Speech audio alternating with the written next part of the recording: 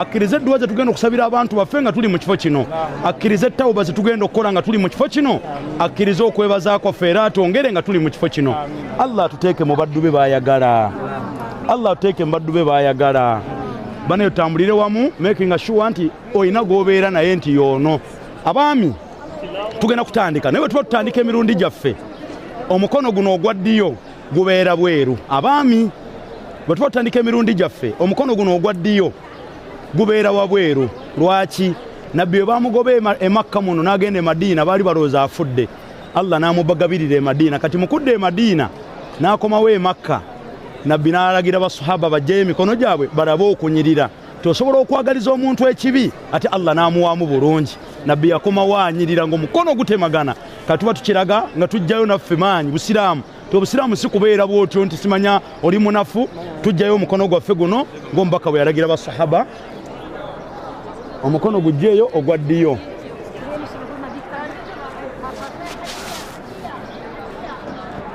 Tugenda kusoma edduwa eno ffenna wamu. Bismillahir Rahmanir Rahim. Allahumma. Mikwano gyange mbaanirizaako nnyo mu linnya lya Mukama waffe Yesu Kristo omwana wa Katonda omulamu.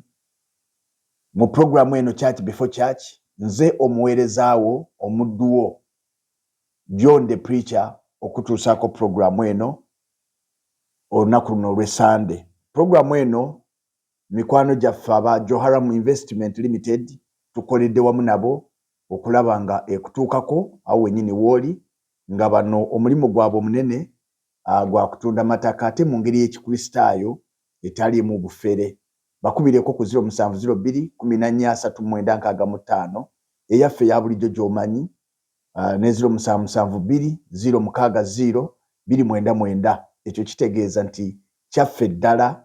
Bw'obanga otuwagidde tujja kubanga twongerayo omulimu guno maaso nga tewali kutawaana.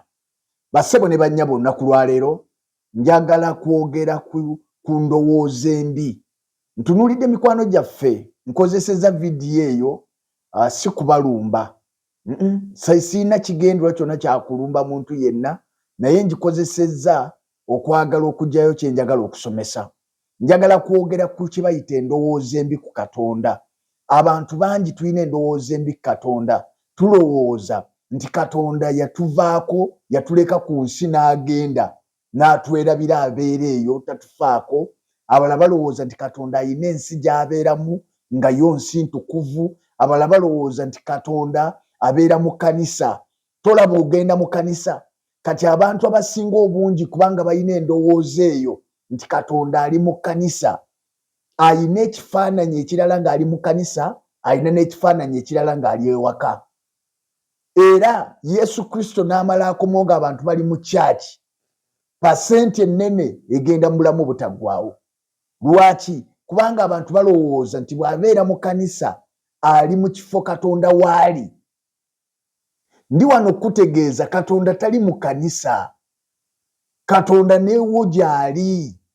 Liri kuŋŋaaniro gye tugenda okugabana oba okumenyera wamu omugaati, naye neewo Katonda gy'ali. Kati olw'endowooza eyo embi yatusigibwamu n'okulowooza nti Katonda ali mu bifo ebimu ewalala taliiyo, kitutuusa okulowooza nti bwe mbeera mu kkanisa nina kuba muwombeefu nga n'akawuka saagala kalinnya, naye bwe ntuuka eka ne nfuuka nalukalala, abaana ne mbawutula agakonde, omwami ne muvuma, omukyala ne muyisa bubi, kubanga ndowooza nti ewaka Katonda takola ki? Taliiyo. Eyo y'endowooza embi eyakwata ne baganda baffe. Obawulidde ng'agamba nti yeno gye tuzze Katonda atuyambe asonyiwe ebibi byaffe. Bassebo ne bannyabo, Katonda okusonyiwa ebibi byo tekikwetaagisa kusasula $25,000. Weetaaga bwetaazi kumanya nsobi yo, kumanya kibi kyo, kukinakuwalira n'okyenenya awo wennyini w'oli. Kati olw'okuba abantu balowooza nti Katonda ali mu bifo ebimu ebirala taliiyo, abantu aleka essabo lye mu Uganda n'aleka ebigali wansi w'ekitanda n'akwata $25,000 kubanga yatunze emmwanyi, kubanga yatunze poloti, kubanga taata wo bamaama we azimuwadde, n'agenda bw'agenze kusinkana Katonda. Njagala kubagamba abakristaayo n'abantu mwenna abandaba olunaku lwa leero, Katonda buli lunaku ali awo wooli. Yeremiya essula ya 23 olunyi lwa 23 Bayibuli egamba nze ndi Katonda ali okumpi bw'ayogera Mukama, so siri Katonda ali ewala. Waliwo ayinza okwekweka mu bifo ebyekyama ne simulaba bw'ayogera Mukama, sijjula ggulu n'ensi bw'ayogera Mukama. Kati bassebo ne bannyabo ndi wano okutegeeza Katonda tali wala naawe. Katonda teweetaaga kumala kuweepakira, teweetaaga kumala kugenda ludda wa Katonda okuwulira.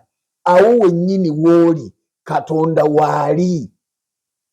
Katonda waali kyovulaba nze mpakanya nnyo baganda baffe bagamba nti bw'ogenda mu toilet Katonda tabeerayo. Nedda, Katonda buli wamu waali kubanga buli wamu omwetaaga.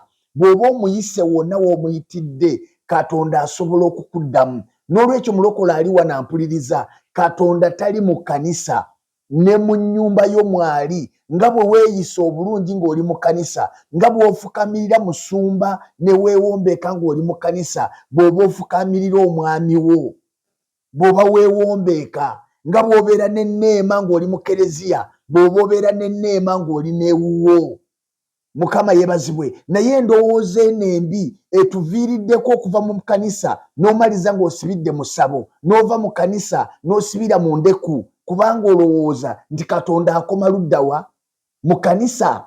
Si kituufu, endowooza eyo si ntuufu. Katonda ali buli wantu. Ate nno kankuweyo ekyewuunyisa. Mulaba emmotoka leero baataddewo enamba plate eziriko ezina device, tracking device. Ebyo byonna baabikoppa ku Katonda. Katonda yakuteekamu kye bayita device eno nga ne bw'oba mu nzikiza Katonda asigala akulaba.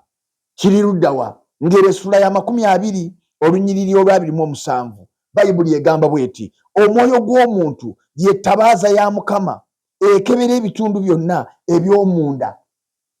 Omwoyo gwo ne bw'obeera mu nzikiza otya yettabaaza Katonda asigala akulaba. Wookoma okwekweka, wuliriza nno kano nako kaze kaakubikkulirwa.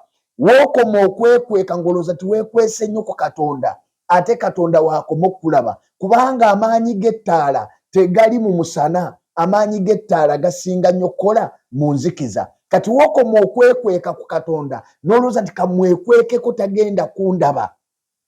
Abasamize mugenda ne musamira ne muteekawo entiisa ne mubeera mu kafo nga kaziyivu nga mulowooza bye mukola Katonda tabiraba. We mukoma okubeera mu nzikiza Katonda waakoma okkulaba ennyo. Kyova olaba Katonda ayagala nnyo tutambulire mu musana.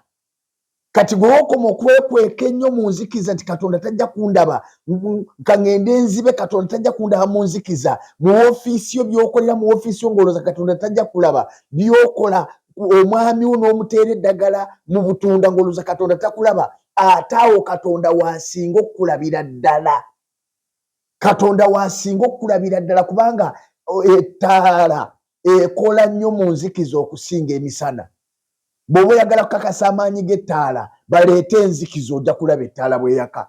Naye emisana ettaala teyaka nnyo. Kati Bayibuli egambye mu kitabo kya Ngero, essula 20 olunyiriri olwa 27 nti omwoyo gw'omuntu y'ettabaaza ya Katonda munda ye.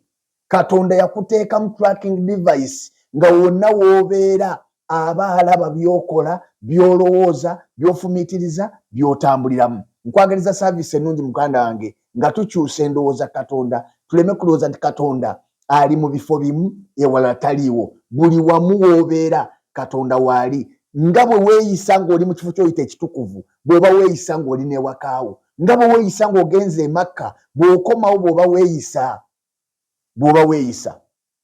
Naye lowooza ne ku kino, lwaki Katonda musobola okunyumya mu Luganda bwe mutuuka ate okwogera Katonda aye ne mukyusa ne mudda mu Luwarabu.